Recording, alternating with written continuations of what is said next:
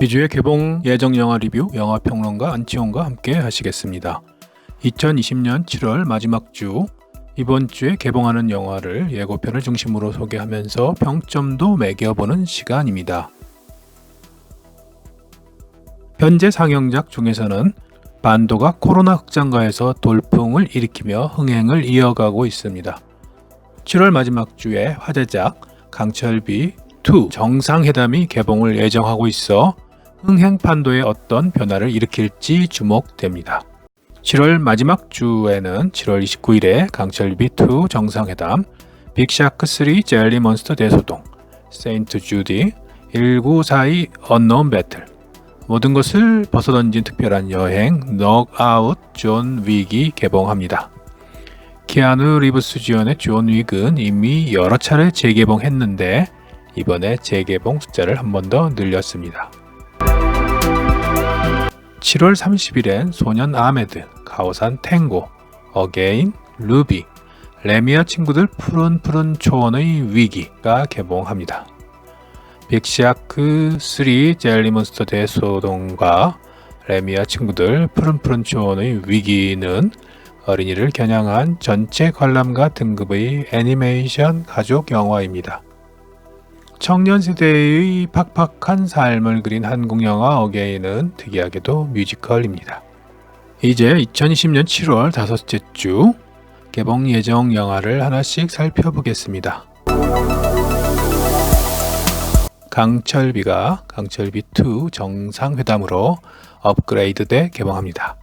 정우성, 곽도원 등이 열연한 남북 문제를 소재로 한 영화로 남북미 정상회담 중에 북한의 쿠데타가 일어나 새 정상이 북한의 핵 잠수함에 납치된다는 만화적 설정에 기반합니다. 평화협정회담이 8월 1일에 열리기로 한 가운데 잘 오셨습니다. Good to see you again. 이번 평화회담에도 초대는 받았지만 우리가 사인할 곳은 없어요.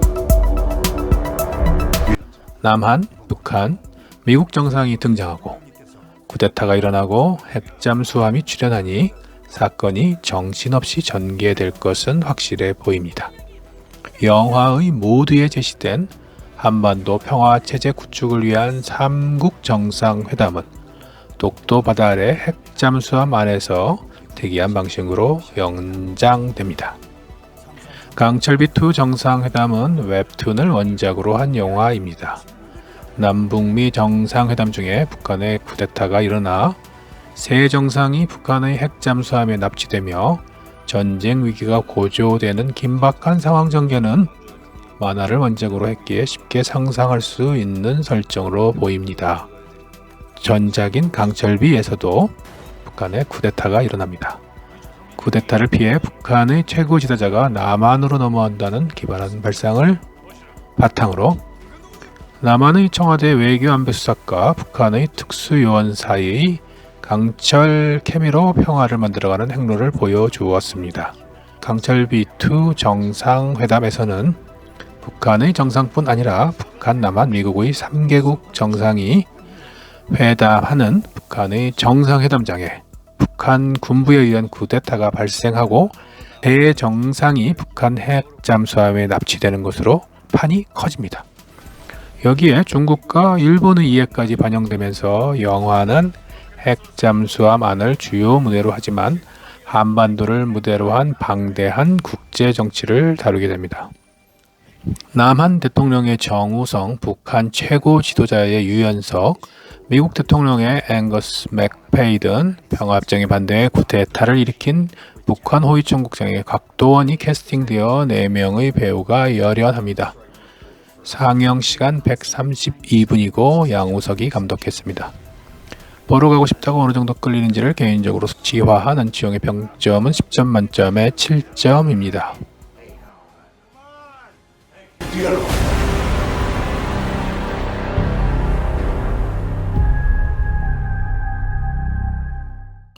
세인트 주디는 아프간의 노골적인 그리고 미국의 비겁한 여성인권 침해를 실화에 근거해 영화로 만든 작품입니다.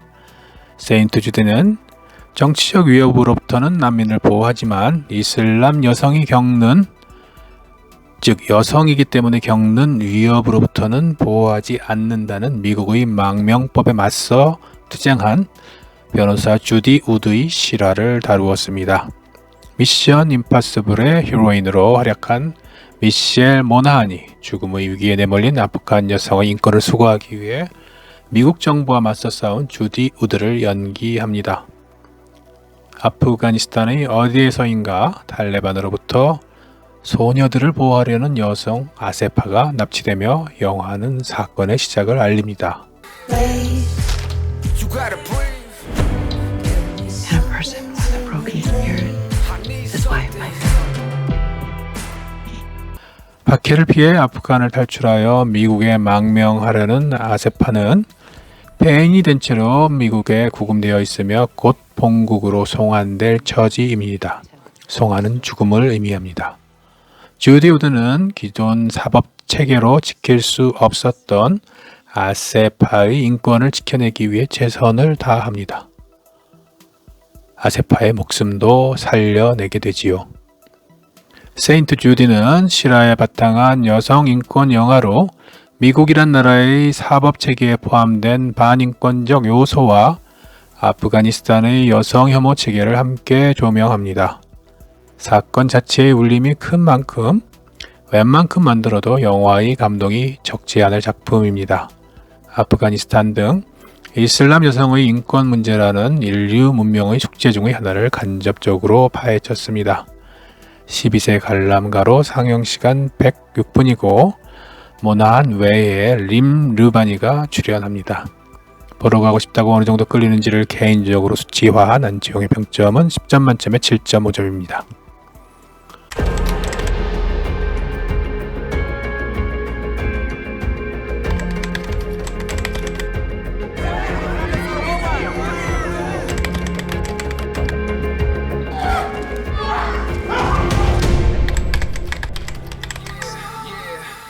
소년 아메드는 신의 이름으로 칼을 든 13세 이슬람 소년 아메드에 관한 이야기입니다.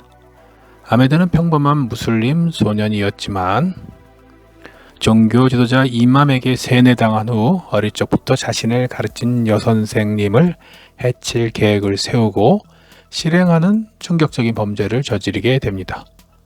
여자랑은 쿠란을 같이 읽으면 안 돼요 라고 생각하는 아메드에게 어떤 변화가 일어날까? 제72회 칸 영화제에서 감독상을 받은 다르덴 형제의 작품입니다. 원제는 영 아메드, 12세 관람가이고 상영시간 84분입니다.